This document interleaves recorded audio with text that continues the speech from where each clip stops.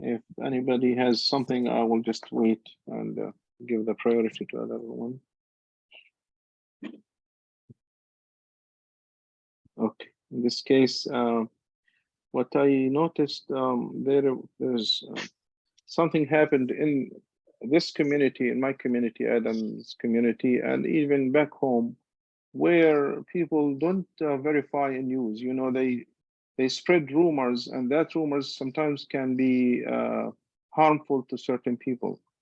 They don't verify, they don't go by the key principles of Islam. Like Islam asks you to verify. If you hear something, إن جاءكم فاسق بنبأ فتبينوا, you have to verify. You cannot just spread it. You have to be responsible of what you say. You know, there is lots of hadith talking about if you say something if you spread a lie or something, then you will be held accountable at the day of judgment. So it's a big responsibility.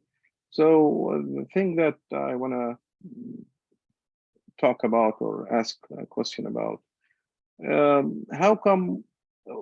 how we judge, what's the measurements that we measure a community as Islamic or not?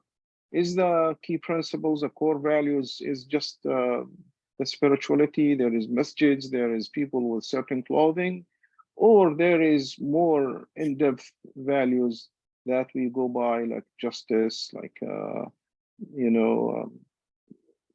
we have effect on life, we make life better, we do i'mar, we do like betterment of life for others. What's the core things or values that we can measure? I remember we talked about there's a study where the first country to be considered Muslim based on certain measurements or certain criteria wasn't the Islamic countries. It was different countries. I'll just let you continue on this. Jazakallah khair, Brother Muhammad. Very interesting topic. Bismillah, alhamdulillah, wassalatu wassalamu ala rasulullah, wa ala alihi wa sahbihi wa man wala. And this concept of community who gather around the mosque and they pray and they do some educational activity and social, this is something that we invented. Yani. There is no such thing in Islam. Yani.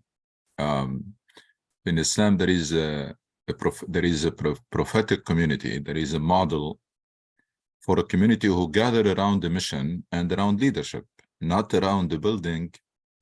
And just we are happy that we have a building where we can pray, we can have some halaqah, we can have some social events, and we are good.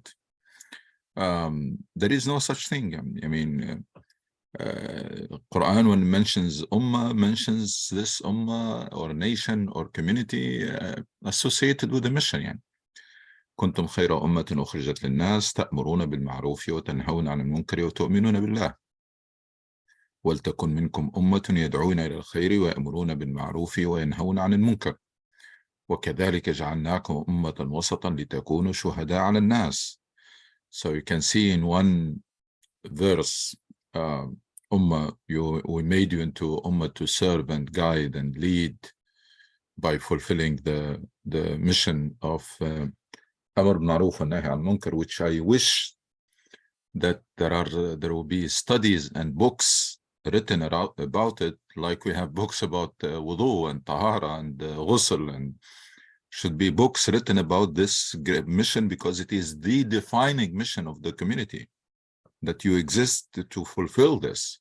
So it is it's a French word, but it is used even in English. It's the raison d'être, that the reason that you exist, it's the raison d'être of the community is to fulfill this mission. And that's what qualifies you for the help from Allah and etc. So a community that exists but does not have a leadership and does not have a mission, that's not an Islamic concept. That's something that we invented.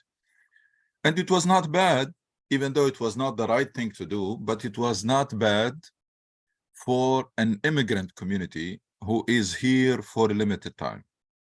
It was not a bad model. It was okay. I mean, if you are here for a couple of years to get a degree or go home or to make some money and go home, then that's probably okay, even though Quran makes it clear that that's not even that's not okay, because Allah subhanahu wa ta'ala says, الَّذِينَ إِن مَكَّنَّاهُمْ فِي الْأَرْضِ, wherever they settle for a short time or a long time, الَّذِينَ إِن مَكَّنَّاهُمْ فِي الْأَرْضِ أَقَامُوا الصَّلَاةَ وَآتَوُا الزَّكَاةَ وَأَمَرُوا بِالْمَعْرُوفِ وَنَهَوْا عَنِ الْمُنكَرِ. That wherever they settle, they fulfill this mission of enjoining that which is good, forbidding that which is evil. And you can tell me, now we have been here since the 50s. Yeah, we're talking about 70 years now, or 60s, so more than half a century. What impact did we have on America? And you can point to any mosque. What impact that mosque had on the county or the city or the state in which they were established? That will not make Allah subhanahu wa ta'ala pleased with us, because that's Brother Muhammad asked about measurements or indicators. That's an indicator. What's your impact? What difference you made? Because you are created to make difference. You were established as a community to make a difference, and you are not making difference. You are thinking as a minority, and your ultimate goal is to have more Muslim individuals in Congress and more Muslim individuals in public office, but that should not be your goal. Your goal should be much bigger than this. So that's, if you want to talk about indicators and measurements, it's a mission-driven community that consists of mission-driven individuals, that each individual is fulfilling the mission of Islam in their circles, and this community comes together to fulfill the mission of Islam in the larger field, in the city and county and state, etc. That's one criteria. It's not there. Now we are facility-defined community, and I'm Adam Center, I'm Dar Hijra, I'm this. Well, what does it mean? It means that I pray there and I attend activities there. That's all what it means. The normal situation should be for us is to have, you can have as many mosques as possible, as many Muslim organizations as possible, but rallied around a cause or a mission. And I always use the two models that unfortunately we did not even come close to them. The model of the Jewish community, or they have more organization than people, and they range from the Orthodox, the extreme right to the extreme left, but they are all rallied around the mission. They have a cause. Each one of them, each individual is serving it from their angle. The one who is in NASA and the one who is in Hollywood and the one who's in CNN, they are serving the same cause, to guarantee the blind and continuous blind support of the US to Israel. So, and we're not there. The other model is the Catholic community, which even has a structure, unified structure. Catholic community has a hierarchy and has a structure. So now we are we're not close to any one of them. We are scattered fraternity who, even though the ones who are in charge in the masjid, they are not perceived as leaders. And the president of an Islamic center or the imam, the community, they see them, they see the president as a manager, and they see the imam as a khatib, and maybe they need him for a fatwa, but they are not dealing with them as leaders. So it's a community without a mission, community without a leadership. That's second criteria for the prophetic community. The third criteria is the true brotherhood and sisterhood. We have people who pray next to each other for years. They don't know each other's names. That's not how the prophetic community was. Now we keep talking about ukhuwa and what happened between the Muhajirin and Ansar, and we talk about Ithar, we talk about, it's not happening. Alhamdulillah, there are lot of good people who help here and there, but that solid community where nobody is left behind or nobody will feel alone when they face a crisis, it's not there. That's another criteria. The other criteria, the fourth criteria for the prophetic community, is that the mentorship. When someone comes to Islam, Rasul will assign somebody to mentor them, to bring them up to speed. So this community was linked by mission, was connected by unified leadership. So unity of purpose, unity of leadership, solid brotherhood, and that mentorship. And that's why that community was so solid, unstoppable. Yeah. So these are the criteria, the big picture criteria. And then we come to what Brother Muhammad was mentioning, al-akhlaq. The akhlaq, the character of the believers. And I keep saying that the main responsibility of any believer is to develop yourself into a role model, because you're representing a religion, you're representing a community. So our standard of manners and character should be the highest. We shouldn't be even average or below average. Yeah. We should be the highest. It's embarrassing for us that countries like societies like Japan or Finland or others, they come way ahead of us when we apply Islamic criteria or Islamic character or manners. Japan are people who don't have even a religion.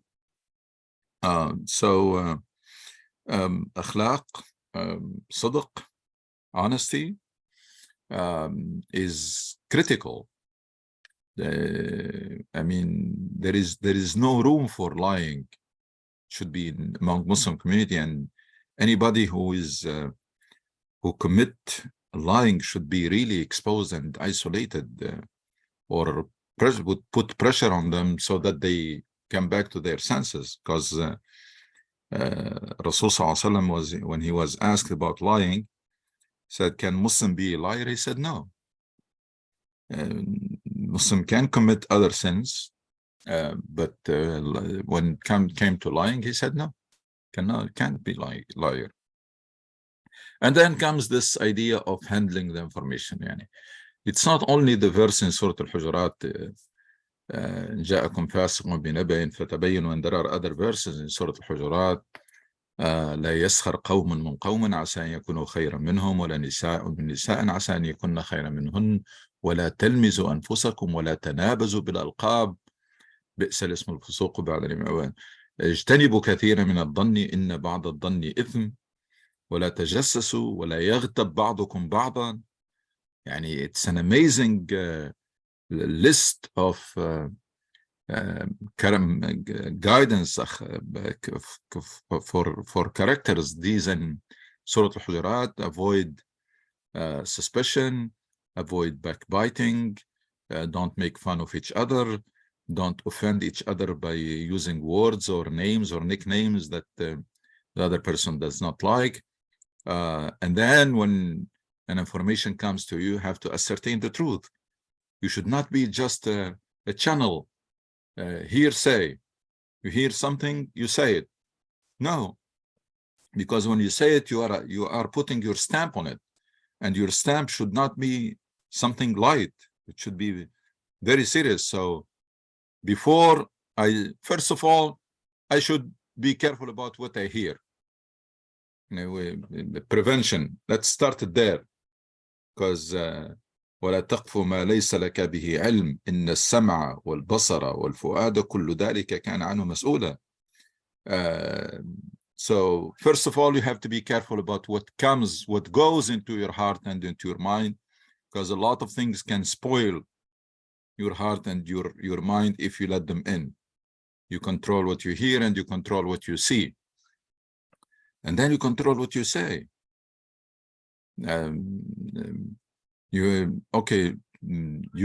News made its way to you. How can I handle it? You can The Quran is very clear in this and very firm. You handle it. One is to ascertain the truth, scrutinize it. If you don't want to do this, if you say this is too much, then keep it for yourself. Ideally, you should not even hear it, but even if you heard it, keep it for yourself. Because if sometimes when you tell people that's what you need to do, say that's too much. Okay, if this is too much, then just keep it for yourself. One is you need to scrutinize it. And I always recommend for each one of us to behave in a way that people will know that you are a tough person when it comes to news and rumors. I mean, how you do that? Very simple. Whenever somebody comes to you with the news or ask what, when, how, why you're saying this to me, what's your evidence, etc. Make it harder on people so that they will avoid you. That's better for you. If they start avoiding you because you are not easy with the rumors, that's great. That will spare you a lot of headache. So, طيب, you did that. And the person proved to you that what he said is true. There is still another test here. طيب, is saying this useful, beneficial, or harmful? Harmful for an individual or harmful for the community? Because a lot of rumors will lower the standard in the community. If they are spread, you heard about somebody committed a sin, committed whatever. Now, if you spread that, the more this spreads, the more it becomes normal. When it becomes normal, the standard of the community is lowered. Will encourage more people to do it because it becomes normal. But if it passes the first test, then it has to go through the second test. Because even if it is true, it might be better to keep it for yourself. There is no good purpose that is going to be served. And in addition to the verses that I read from Surah Al-Hujurat, there is a whole page in Surah An-Nur. One of the very important incident happened in the seerah of Rasul Sallallahu Alaihi Wasallam, and one whole page was revealed about it. Is that when Aisha radiallahu anha was accused of fornication. I mean, there were what they call them circumstantial evidence, because Aisha lost something and she went back. They were in a caravan. She went back to look for it. And of course, at that time, there is no light. There is very primitive tools. So the Rasul Sallallahu Alaihi Wasallam and his companions left the place thinking that Aisha is on top of one of those camels. They built like a small room on a camel. They thought that Aisha, she's there in her place. And then when they sent the companions to go to look for, just to scout the area, if they forgot something, and he found Aisha and brought her back. And for a whole month, community was in a turmoil. Even Rasul Sallallahu Alaihi Wasallam came under pressure. He started avoiding Aisha. Bakr as-Siddiq started avoiding his daughter. She was in a horrible situation when she expressed in a very painful way. She said that Allah knows that I'm innocent, but if I'm gonna say it, you're not gonna believe me. Until Quran was revealed, and subhanAllah, from Allah's wisdom, He left them in that situation so that they learned these lessons once and for all. Because Allah subhanahu wa ta'ala could have revealed Quran immediately in the same day. But Allah subhanahu wa ta'ala, she was building and shaping up this community with Quran and also with incident, with events, real life experience. And then this whole page, and I recommend that you read it. It's a second page of Surah An-Nur. in the standard Quran, second page. The language is so harsh. Allah subhanahu wa ta'ala addressing the prophetic community. He didn't say this person or that person, you all. And then the verses specified exactly how we should handle rumors. And there is no excuse after that. Because the verses in Surah Al-Hujurat, they are general. The verses in Surah An-Nur, they are specific. لولا إذ سمعتموه ظن المؤمنون والمؤمنات بأنفسهم خيرا وقالوا هذا إفك مبين. If someone can have the translation, or I can get the translation, it's you turn the page, Surah An-Nur. The first thing that you should have done when you heard the news about the wife of your prophet and leader and the daughter of his close companion, the first thing you should have done is to reject it. So anytime somebody comes to say to you, this member of the family or this member of the community did this and that, say, no, you're wrong. And we are better than that. That's a rumor. So rejection is your first tool. Always. Just reject. Reject and keep the burden on the other person. Let them prove it. So first thing is reject. No, you're lying or you're wrong, and we are much better than this. This person or this man or this woman that you're talking about are better, and we as a family or community, we are better than this. So go away. طيب. The person insists. لولا سمعتموه ظن المؤمنون والمؤمنات بأنفسهم خيرا وقالوا هذا إفك مبين لولا جاءوا عليه بأربعة شهداء. طيب, the person insists, ask for evidence. So rejection, ask for evidence. Where? When? Who are your witnesses? What's your evidence? Make it harder. And if the harder you make, the less this person will come to you in the future with rumors. They will do that homework before they come to you, which is better. So second, Allah subhanahu wa ta'ala in an amazing way says, فَإِذْ لَمْ يَأْتُوا بِالشُّهَدَاءِ فَأُولَٰئِكَ عِنْدَ اللَّهِ هُمُ الْكَاذِبُونَ. Person comes to you with rumors, say, I saw it. They don't have supporting evidence. They don't have witnesses. Allah called them liars. So they are liars even if it happened, just because they didn't have evidence. And probably you know the story of Umar ibn Khattab, when 3 people accused the person of adultery, and the 4th said, I'm not sure. He punished the first 3.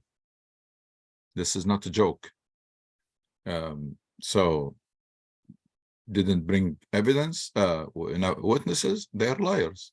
فإذ لم يأتوا بالشهداء فأولئك عند الله هم الكاذبون. And then comes the language so harsh. تلقونه فإذ لم يأتوا بالشهداء فأولئك عند الله هم الكاذبون. تلقونه بألسنتكم وتقولون بأفواهكم ما ليس لكم به علم وتحسبونه هينا وهو عند الله عظيم. Please get the translation quickly.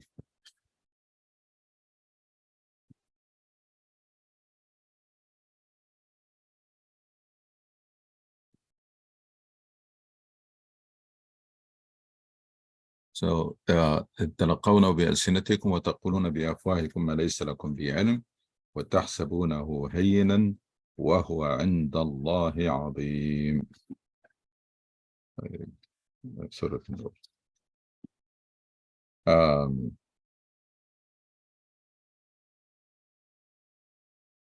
لا تحسبوه شر لكم بل هو خير لكم. Don't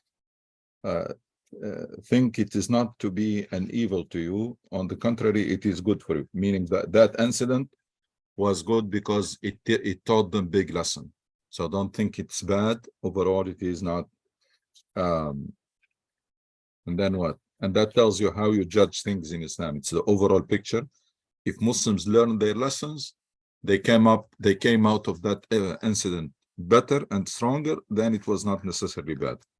So the first thing, why did not the believers, men and women, when you heard of the affair, thought well of their people and say, this charge is an obvious lie? That's the first line of defense. Second, why did they not bring 4 witnesses to prove it? When they have not brought the witnesses, such men in the sight of Allah themselves as liars. ولولا فضل الله عليكم ورحمته في الدنيا والآخرة لمسكم فيما أفضتم فيه عذاب عظيم. Allah addressing the prophetic community. You need to be aware, were it not for the grace and mercy of Allah on you in this world and in the hereafter, a grievous punishment would have seized you in that you rushed into this affair. لمسكم فيما أفضتم فيه عذاب عظيم. And then it's very sarcastic. Now we say hearsay. Quran says you hear with your tongue. There is, you don't even hear with your ear. تلقونه بألسنتكم. Behold, you received it on your tongues, and said out of your mouths things of which you had no knowledge. You keep saying something that you're not sure that it's true. And you thought it to be light matter. You think this is, you took it easy. وَهُوَ عِنْدَ اللَّهِ عَظِيمٌ. While it was most serious in the sight of Allah. ولولا إذ سمعتموه قلتم ما يكون لنا نتكلم بهذا سبحانك هذا بهتان عظيم. And why did you not, when you heard it, say, it is not right of us to speak of this, and you should be ashamed of yourself. Glory to you, our Lord, this is a most serious slander. And then comes the warning. يعظكم الله أن تعودوا لمثله أبدا إن كنتم مؤمنين. Allah does admonish you that you may never repeat such a conduct if you are true believer. And then at the end comes the verse that says why this is very serious. إن الذين يحبون أن تشيع الفاحشة. Because when you spread those rumors, you lower the standard, and therefore you make it easy for people to commit it. إن الذين يحبون أن تشيع الفاحشة في الذين آمنوا لهم عذاب أليم في الدنيا والآخرة. Those who love to see scandal circulate among the believers will have a grievous punishment in this life. So the wisdom, the point why this is very serious and should never be taken lightly, because spreading those rumors and taking it easy, especially nowadays with social media, that's even inflated the problem. Because it used to be like you're talking to someone directly or over the phone, so it takes time and takes effort for rumors to spread.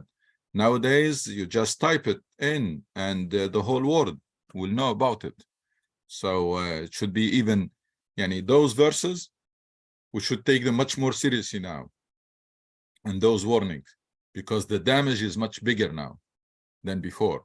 It used to be small community with no communication tools, and it takes time for rumors to spread. But nowadays, as I said, you type it and the whole world will know about it. So these are, you can see how far we are from the model for the prophetic community. When I say how far, it doesn't mean that we cannot be. We can. It's not going to happen by itself. And it's not going to happen by continuing doing this, what we're doing now, and expecting different results. The ceiling for the model with which we are operating is what you see. There might be some lateral expansion, meaning bigger mosques, more mosques are established, more activities, etc., but nothing more than that. You don't expect any breakthrough.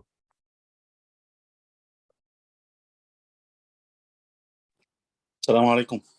If we can just summarize, because we have Brother Iqbal joined us. I'm sorry, Brother Muhammad, just to summarize for our new guest.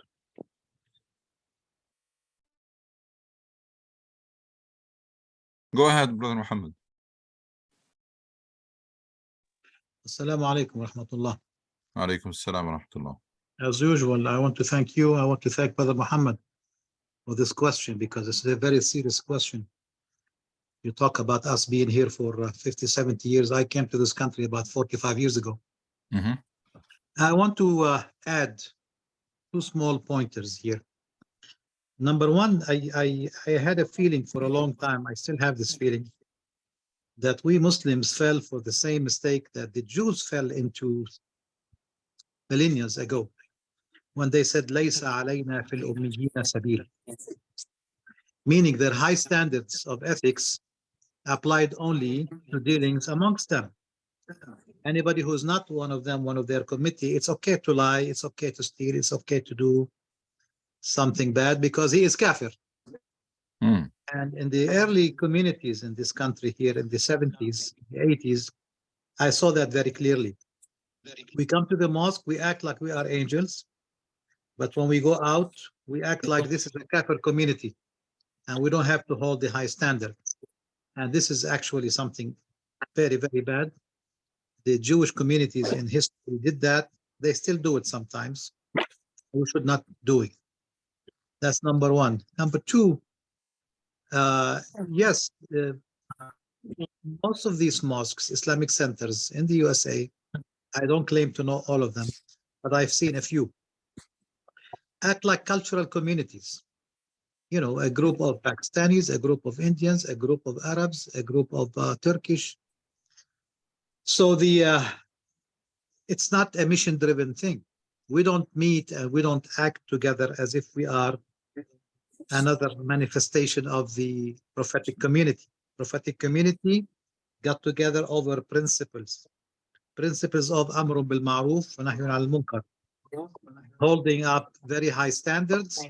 Not only that, كنتم خير أمة أخرجت للناس, not for the Muslims, not for the mu'mins, للناس. So we have been very guilty of not spreading the word, not acting in front of the larger community. I see this changing, by the way. I see people from Muslim communities running for office, you know, school district. I liked very much to meet the brother a few weeks ago who's running for the Muslim, for the school district, running for local positions. It should always reflect his name, his background should always reflect high standards of ethics. We have failed to do that in this community because we all acted as if we are here for a couple of years, like the Sheikh said here, and then we go.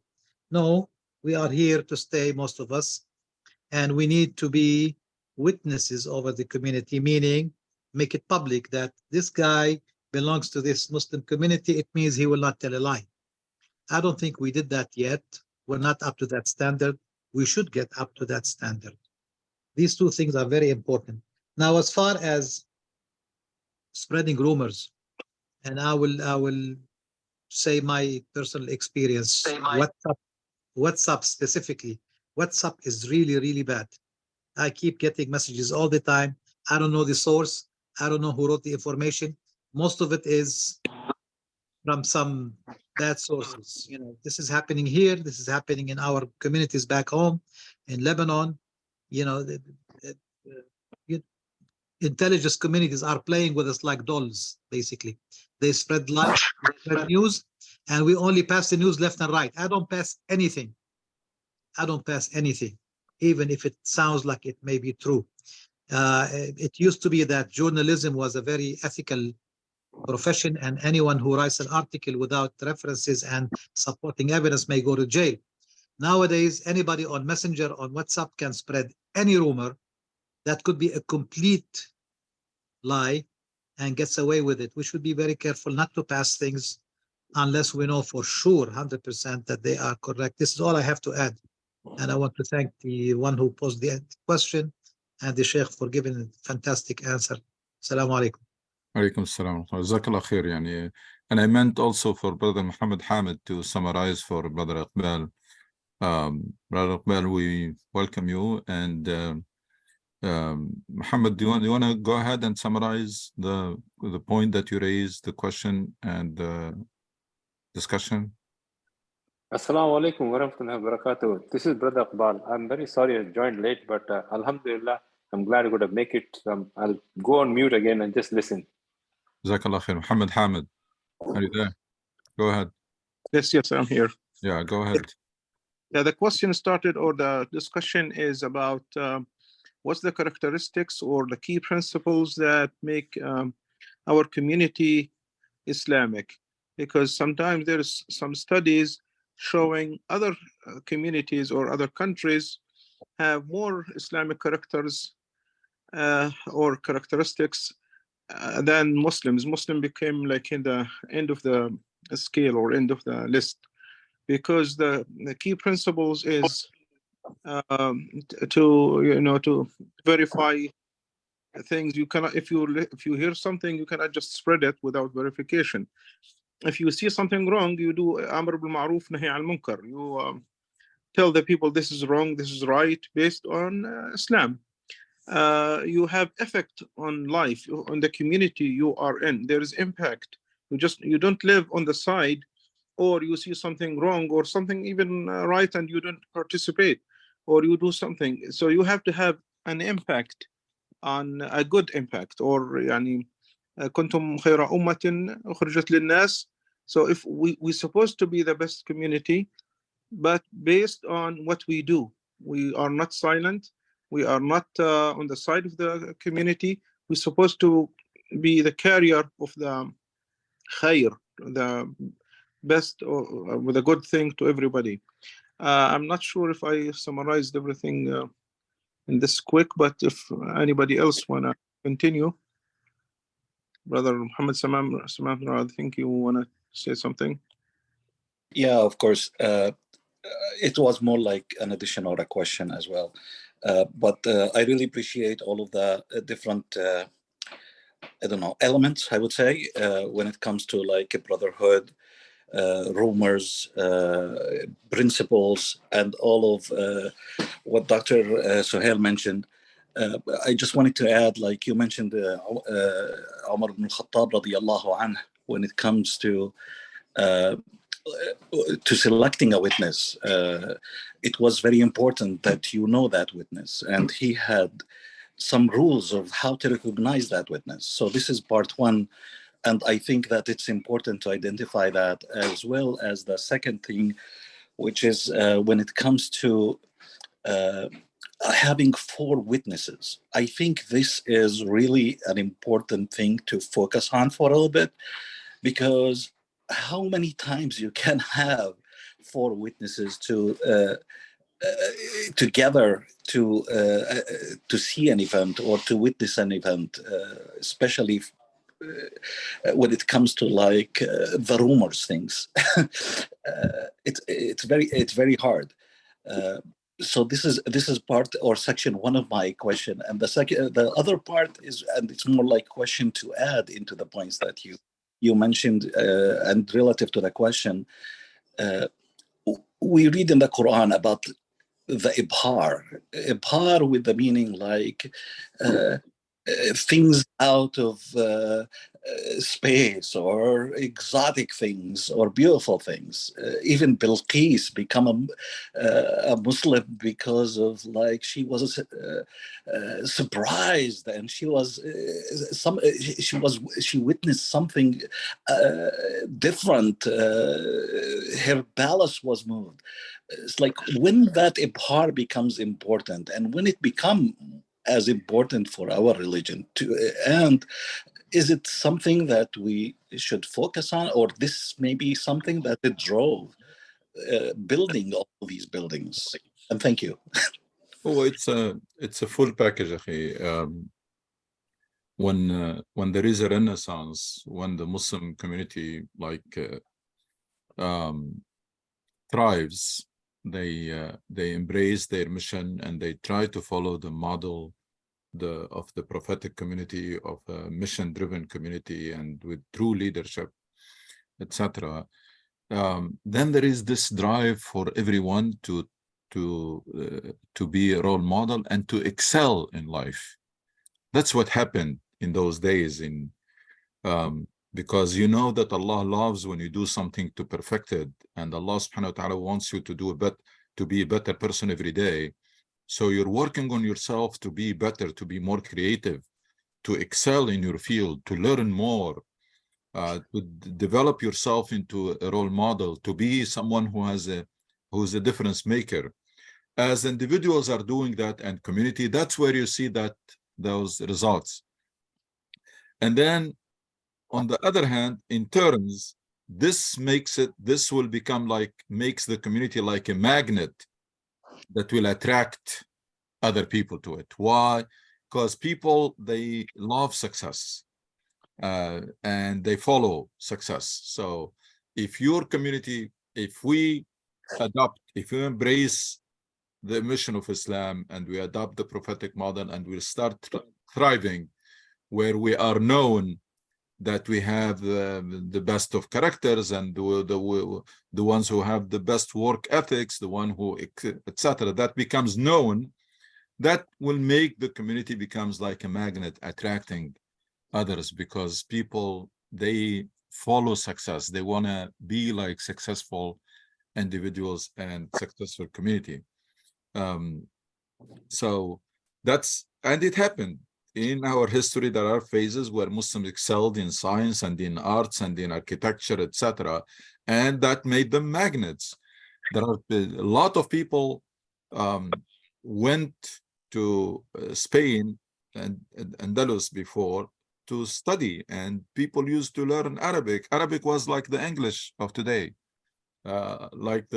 Whoever knows Arabic means someone who is civilized and someone who is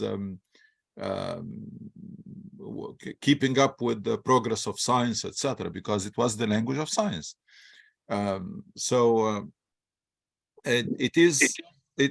It's doable, and I mean, look, for example, into why the American culture is so widespread in the world.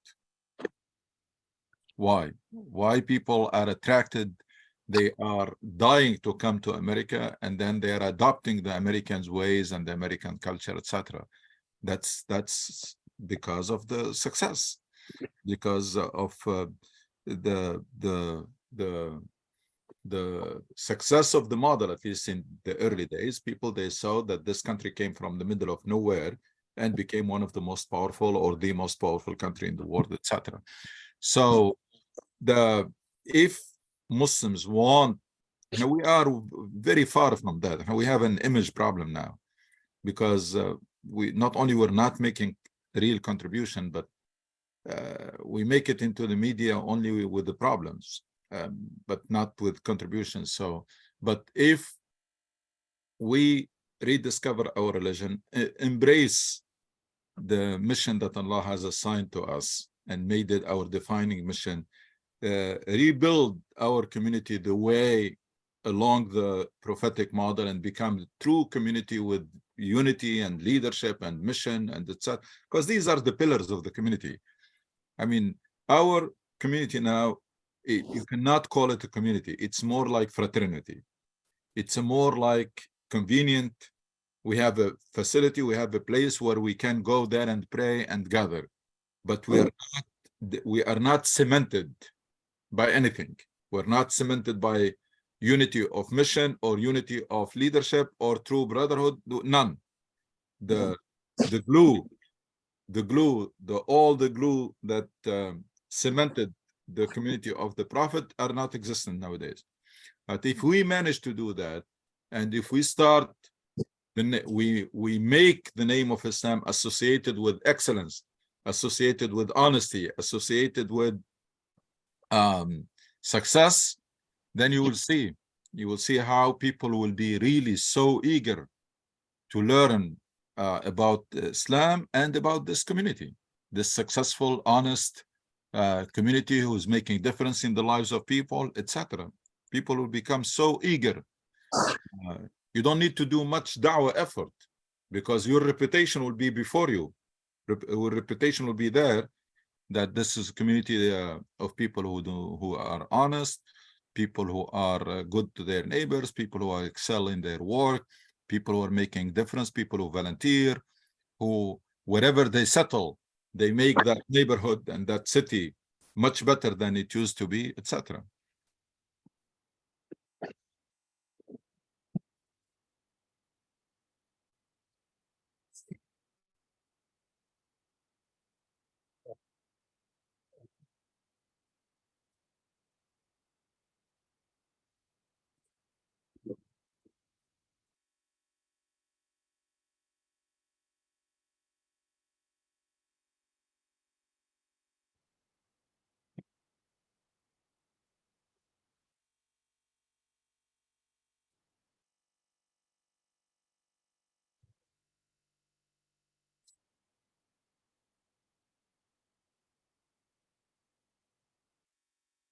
Any other questions or comment or reflection or addition? I think when we need 4 witnesses, it's mean we are not looking for these 4 witnesses. It's meaning if something happened inside the houses, it's not our business. That's exactly true. Because it's no way to feed 4 witnesses in the middle of the street. You know, this It's exactly true. And Anna, that's also my understanding that Quran and Allah subhanahu wa ta'ala made it so difficult that unless the act is committed in public, then it's none of the business of anybody. And the Quran discouraged by this requirement, first of all, don't spy. وَلَا تَجَسَّسُوا. You should not even try to get information about your neighbor or about your cousins, etc. But also it's to discourage people from spreading the rumor, so that even if you see something, you cannot say it because you don't have three people with you. So you will keep it. You will be forced to keep it for yourself. And that's an amazing way to keep the standard high in the community, so that even if there are things that are being done, they're being done in private. They're being done in private, and therefore the bulk of the community the standard can remain very high. And these will be always the exceptions. But if rumors start spreading, then the standard will be lowered until all the people will be at very low standard. Because if it is done in private and it's not exposed, it can keep the community healthy. But if these things are exposed, then, as I said, that's how a lot of things were introduced, by the way. A lot of things that you see them normal nowadays happening in the society, they were not like this 30 or 40 years ago. But they were introduced through the TV gradually. Probably one scene in a week or in a month, and then in every day, and then the frequency keeps increasing, and then it becomes normal that you see it. Of course, once it is normal to see it, then the next step is become normal to commit it. So if it is, because when you see it every day on TV, that tells you that it is okay, it's normal. And that's why the importance of social norm. I mentioned this like a few Fridays ago. I said that the social norm is really something that it's like the immune system of the community or the society. The norm, al-urf, what is okay, what is not okay. And I mentioned the example. I said that a lot of people, those who spend the summer they go back to their original country, the whole year in Germany or United States or in any other country, they behave like the citizen of that country. They don't throw anything in the street. They drive defensively. They follow the rules when they're driving, etc. The moment they go home, they switch. Why? Because the norm has changed. In Germany, if they don't stop in a stop sign or in a red light, it will be shock for the people. So the individual is not just afraid because of the ticket, doesn't want to be embarrassed. But over there, it's the other way around. If they observe the rule, they become stranger because they are the only one who do it. So that's why in Quran, in amazing way, Allah subhanahu wa ta'ala kept the norm high, that unless the act is committed in public, it's not going to spread. Because as Brother Bassem said, there is no way that 4 people are going to see it unless it was made in public. May I add something here very quick? I think Allah subhanahu wa ta'ala in his merciful message drew a line between what he will judge and punish for and what we as community have the authority to interfere and judge for, basically. And I will refer to the story in Surah Al-Kahf of Sayyidina Musa alayhi salam, wal Abd al-Salih. They say it's Al-Khidr, I'm not sure, but Al-Abd al-Salih. Allah subhanahu wa ta'ala wants to have mercy and freedom for all human beings and a chance for them to repent. So if every time somebody does something and people expose it and they want to, put punishment on that person, that's not really the soul, the spirit of Islam. Allah subhanahu wa ta'ala is the final judge. We should never be judgmental until things become blatantly bad. Otherwise, people, what they do in their houses, in their homes, in their privacy is none of our business. Allah subhanahu wa ta'ala will judge. Maybe he will forgive. Maybe he will give hidayah. And that's basically the spirit of Islam. When things become blatant, things become affecting others, spreading sin, spreading harmful thing, then the community has to act. That is the level of our responsibility. Otherwise, we are not judgmental people. We always assume that people are good. Good nature is there, that good will prevail, and we will support that. We will respect each other. We will give each other good excuses. Nabi alayhi salam says, give your brother 70 excuses, up to 70 excuses, until he gives you no more room for excuses, basically. Okay, and then you interfere, right? Until then, we are not judgmental. We are merciful. We are very accommodating. We are very good to each other. And Allah subhanahu wa ta'ala will judge each and every one of us for his private, what's in his heart, what's in his niyyah on the day of judgment, subhanahu wa ta'ala. Sometimes we forget that. We want to be judgmental. Many of us are judgmental most of the time, which is wrong. We should not be that. And the story of Al-Abd al-Salih with Sayyidina Musa is fantastic. When we really try to get the meaning of it, why Sayyidina Musa went through this experience, it is amazing, and we can talk about it another time. I don't want to go too much with that. Jazakallah khair, that's another good point. So you can see how Allah subhanahu wa ta'ala, how much Allah loves people and loves the community and loves for this community, for individual to be happy and successful and for the community to be healthy, that he made it so that even when there are things like this committed, they will not be spread. And then, as the brother just mentioned, it will leave the room for the person to repent, because if they are exposed, it's going to be very hard for them to repent. But when they are still, Allah subhanahu wa ta'ala is giving them a room or a window that when they are struggling with themselves, with committing a sin, maybe they will overcome, especially if they are surrounded by people who give advice rather than exposing them.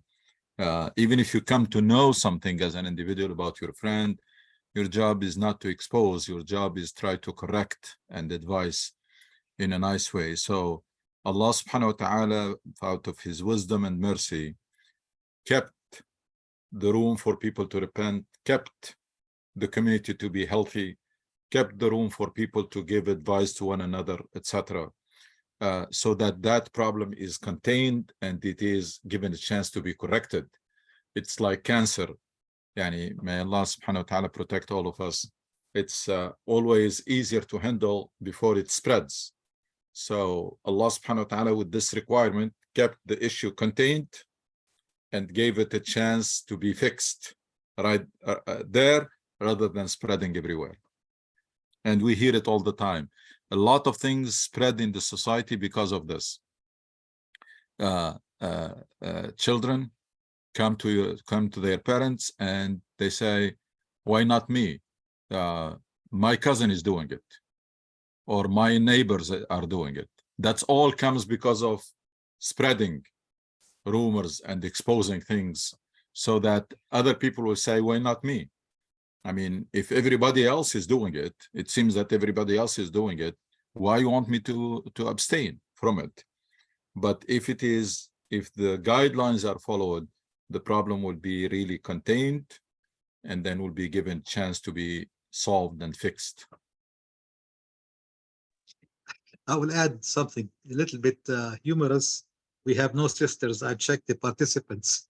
Allah subhanahu wa ta'ala, when he talked in Surah Al-Nur, I believe, Surah Al-Hujurat and Surah Al-Nur, he specifically mentioned women. He mentioned men and women, not to spread these things, simply because women, with all due respect, we all love them so much, but they have this knack for gossip, for spreading news. Have you heard what happened to his guy? Have you heard what? So Allah subhanahu wa ta'ala was very specific to advise us as, men and women, and women specifically, not to spread gossip and rumors. Because brother, with the social media, I don't think there is any difference anymore. And then in many Muslim countries, women, they may gather in houses, but men gather in coffee shop and they do the same thing. I agree with you. A lot of gossip is going on in coffee shops, and people spend hours and hours. And nowadays, as I said, the social media made it no difference whatsoever. Very bad. Yeah, social media is really inflating the damage, and makes it much more important for us to restrain ourselves. The buck stops here. When the information comes to you, you should become a dead end for rumors and information, not a channel. You should become a dead end. It stops there. It stops at you. And if somebody is coming to you with the rumors, ask them why are you telling me this? I mean, if you're counting on me to spread it, I'm not gonna do it. If you send it to me on social media, I'm not gonna share it. So go find somebody else. I'm not gonna play that role. And the more people know that you are someone who is really tough with rumors, and someone who do not spread them, and there is someone who does not like them, does not accept them, the better for you, because then they're going to start avoiding you. And that's great. If you establish that reputation, people will think 100 times before coming to you with a rumor.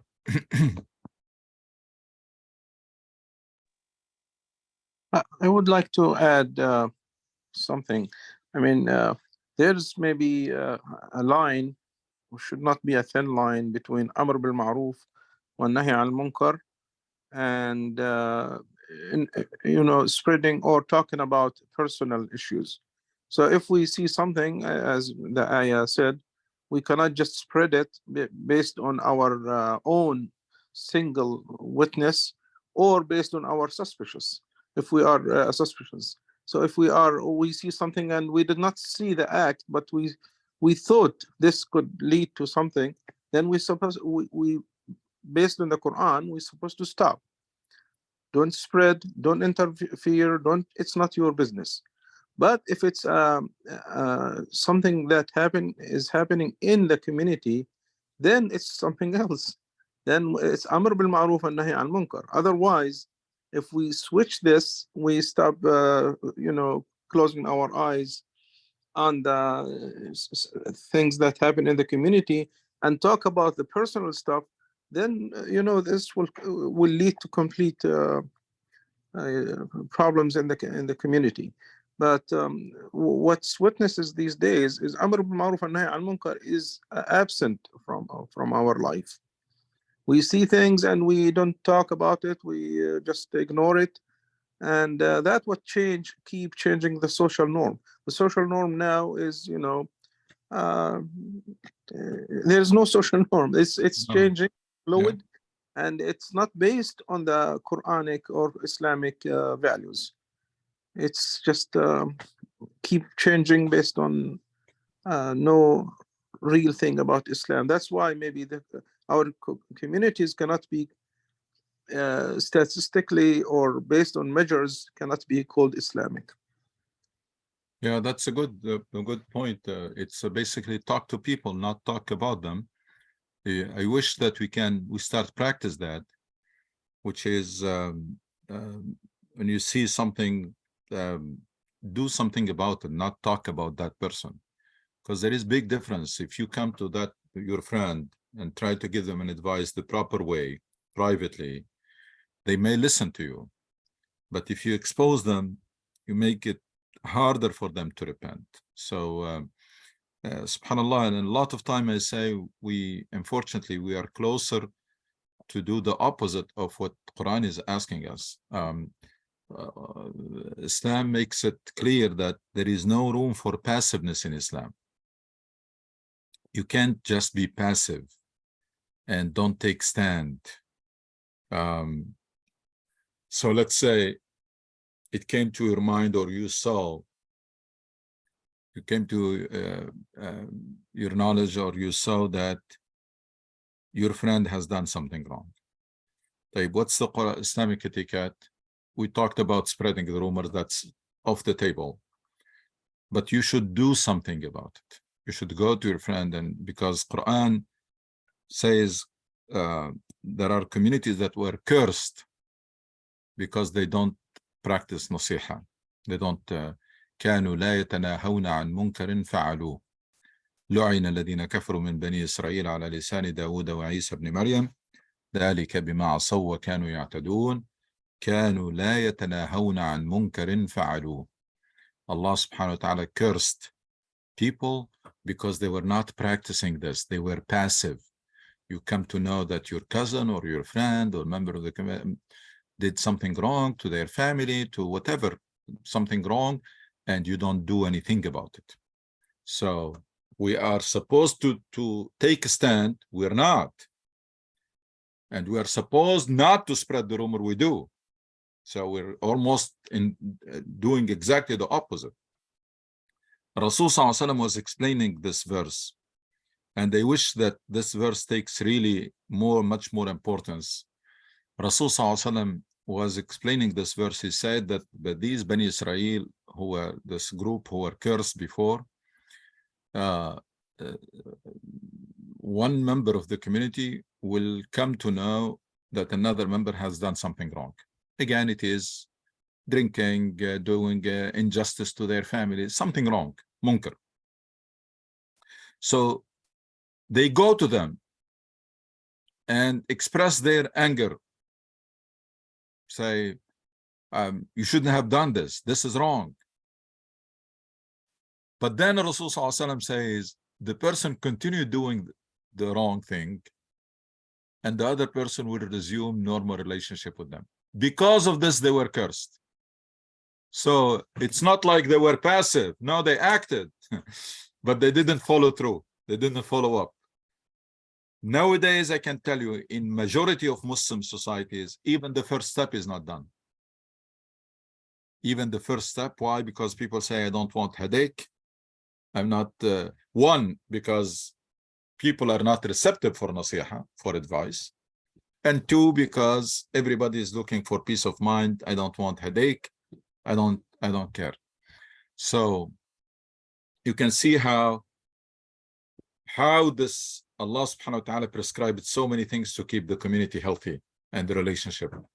One, this nasiha and advice that each one will practice with their closest friend without anybody knowing. It's just privately, nasiha privately. And then two, everybody is the dead end. There are no channels for rumors. So whoever you start with in the community, if you're coming with the rumor, it's going to stop with the first one. It's not going to spread. Imagine we're following these guidelines. I mean, what kind of relationship we're going to have within families and extended families and communities? We're going to be at very different level. And it's very doable. Each one has to start with himself. It's very doable. Change is not easy. Changing norms are not easy. But remember, they say everything in life is a choice. Everything in life is a choice. But there are some choices that we do them repeatedly, they become habits. And habits are not easy to change. That's why you keep hearing all the time individuals who tell you, this is who I am. No, that's not who you are. This is what you chose to be. But because you were doing this repeatedly, it became an integral part of your personality, but it can be changed. It started as a choice. In the beginning, it started at the choice. You chose to do that. But that choice was done repeatedly. It became a habit, and you think it cannot be changed, but it can. So everything in life is a choice. But choices that are done repeatedly, they become habits, and habits are not easy to change, but they are. They can be changed. They say it takes 3 to 4 weeks for you to change a habit. And subhanAllah, you can see the wisdom of Allah giving us this great month of Ramadan, where you can reset, you can change all your habits. We have a month, say scientifically, psychologically nowadays, 3 to 4 weeks, you can get rid of a habit, or you can acquire a new habit. You just have to force it on yourself. Like somebody want to stop smoking, somebody want to stop whatever, someone want to start waking up early, someone want to start exercising. It's going to be very hard in the first weeks, but if you keep doing it, after 3 to 4 weeks, it becomes your new habit. So we really have to study our deen more and understand the big job that Allah subhanahu wa ta'ala has gave us the honor to fulfill and the responsibility to do. And then we need to study the model of the prophetic community, because we want to take the Prophet as our role model as individuals, and we need to take his community as a model for our community.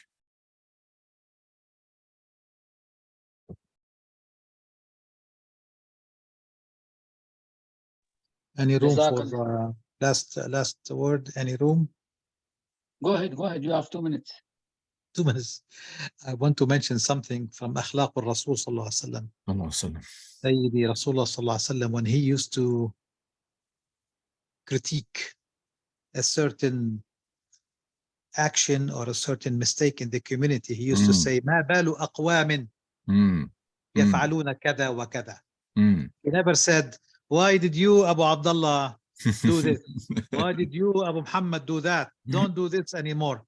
No, he would never point fingers or expose the person who committed a certain mistake. He would said, "Ma balu aqwamin." Why did some people do these things? Why don't they stop doing these things? This is a fantastic prophetic manner that we should also adopt. There is a funny hadith. I was in Saudi Arabia, and I learned that when they eat the meat of al-jazur, jazur is the baby camel, they consider that this will you need to make wudu again. and this is something in the hadith. My father used to make fun of it. It says that Sayyidi Rasulullah sallallahu alaihi wasallam once with a group of Sahaba, and they were eating jazur. They were eating camel meat in some big feast, and some of them, caused some bad air to come out, and everybody smelled it. So the Sahaba, gathered around Rasulullah. They were looking left and right. Who is this bad guy who did this in the presence of Rasulullah sallallahu alaihi wasallam? So Sayyidi Rasul sallallahu alaihi wasallam said, "Whoever ate this meat, go and make wudu." to cover the person who accidentally did something wrong. Ma balu aqwamin. Yeah. They do this and that. Why don't they stop do it? Sallallahu ala Sayyidi Muhammad alayhi sallam. I think everything we discussed today, Doctor, stresses the fact that we need leadership. Every small community or big community needs a learned leadership like your honored self to teach us the manners of the Prophet sallallahu alaihi wasallam, the instructions of the Quran. Otherwise, we just read the Quran and memorize it and pray 5 times, and we don't know what we're doing. We need to come back. Yes, we need someone to be a leader, someone to be a little bit more educated, to be the advisor, the elder. In Lebanon, we say, if you don't have an elder, go buy one. Umar ibn Khattab made it so clear. لا إسلام بلا جماعة ولا جماعة بلا إمارة. There Absolutely. is no Islam without the true community, and there is no community without leadership. جزاكم الله خير. The prophetic community, mission, and leadership. And then we can talk. No Absolutely. mission, no community, no leadership, no community. جزاكم الله خير. جزاك الله كل خير دكتور بيري. See you everybody next Sunday إن شاء الله. Let me just say something. If you brothers want to prepare a question or a comment or a subject, please, I encourage every one of you to do that. And you can send it to the group. And every one of you, I mean, even the new one or anybody can send this. I mean, think of a subject or something you read in the, you heard about or read in the during the week, and maybe you prepare a few 5 lines or something and start this discussion related to this discussion. And also, if you think this is useful and you're benefiting from it, it is your responsibility to share it with people around you and invite them. At least that's where your responsibility ends. Whether they're gonna come or not, that's not our job. But our responsibility is to, whenever you, it's like inviting, saying that there is something that I'm attending and I'm benefiting from them, and they believe that you're gonna benefit from, so I invite you to attend. جزاكم الله كل خير. السلام عليكم ورحمة الله وبركاته. السلام ورحمة الله وبركاته. السلام عليكم. السلام عليكم ورحمة الله وبركاته. جزاك الله خير. Brother, I just wanted to find out if this is being video taped. Yes, this has been Asma, taped. this is Asma. Can you please send us on this website, on this WhatsApp group then? I Yeah. missed quite a bit. Sister, are you on the WhatsApp group? Yes. Okay, so I will post a link to the series of recordings so you can watch it there, inshallah. Inshallah. Jazakallah kulla khair. جزاكم الله خير. Assalamu alaikum. Assalamu alaikum.